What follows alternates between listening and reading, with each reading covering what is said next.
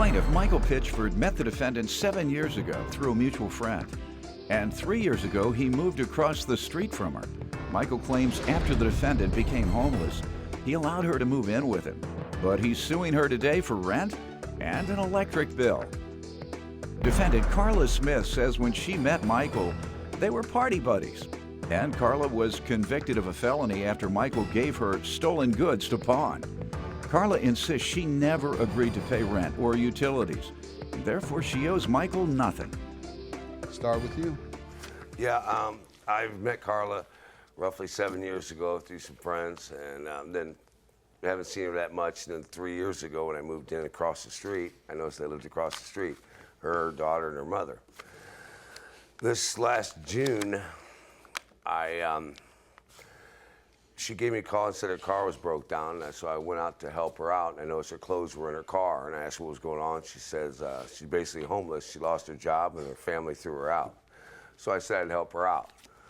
And in the course of the... Help her out how? Let her stay at my house till she got on her feet again. And in the course of that, she had to go to take a lie detector test for something, and she was kind of nervous, and she asked me, you know, what would calm her down. I had some muscle relaxers. I have a bad back, and so I gave her some of them to help her out. And in the course of that, one day I called and went to go to another friend's house to work on his truck, and I asked her to feed my dogs. And I called, and she kind of got real loud about it, upset. You know. Why? She was living with you. I think I woke her up. Oh, I got you. Okay, and she was kind of sleeping for a day or two because she worked a lot, she said. So she was asleep for a day or two. Well, anyways, so I asked her, I said, well, don't worry about it. When I come home, I'll feed him. And then the next day, I asked her, I said, we need to talk. And before we got to talk about anything, when I came back, she was gone. She's texted me 2 weeks after that. She got a new job, and she's kind of happy about it. And she kept texting me about 4 times about rent and all that. Then about the third text, I said, saying what about rent? Huh? She wanted to pay me rent. How much for rent? All right. So I said $300 and plus half the electric When was bill. that? Huh? When was that? It was about the middle of July. Okay. She said when she gets her first check, That's a lie. She gets her first check, she would pay me. Before we get too far into the details, let me hear from you.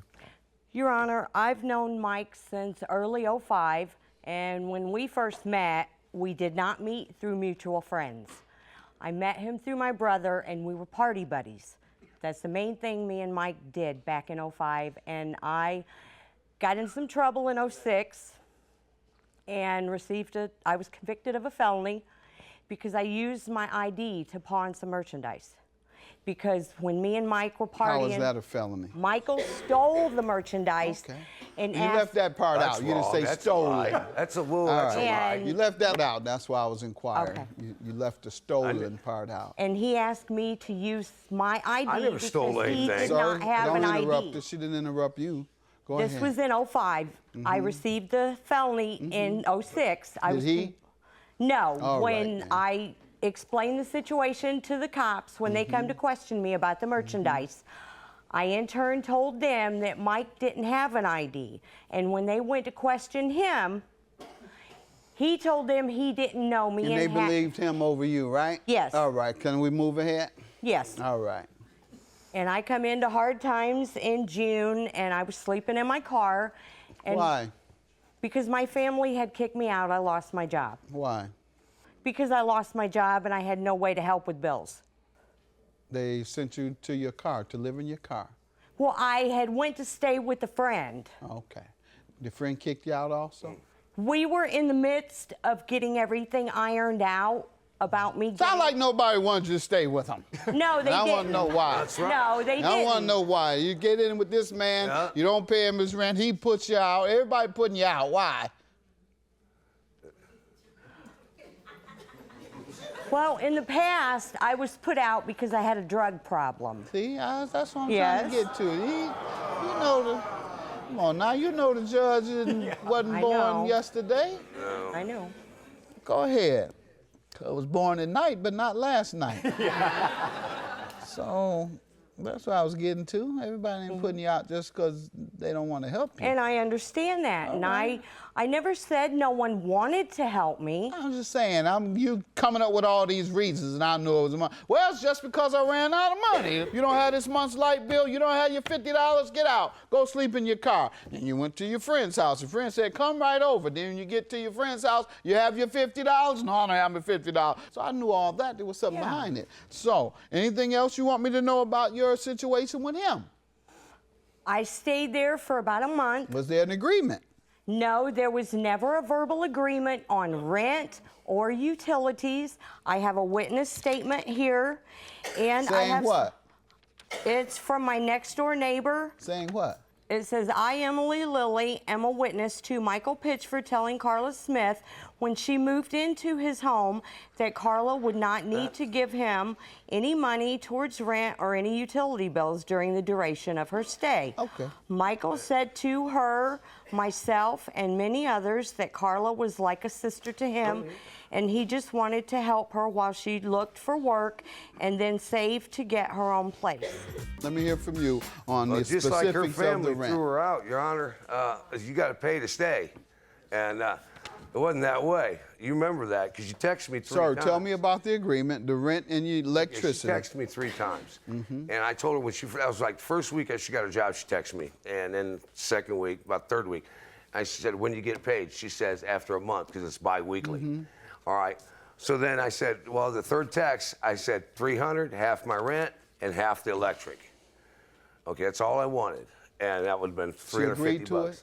Huh? She said fine. All right. Do you have those texts that you referred No, to? what I did was I got a new phone, and because I had to, and I couldn't get it. What do you have you're trying to show, ma'am? I have a text here from July 8th that was taken off my phone, and this text is from Michael, and it says, do me a favor, I'll drop everything if you call Kelly right now and tell her the police are looking for her for taking my Jeep. Did you do that?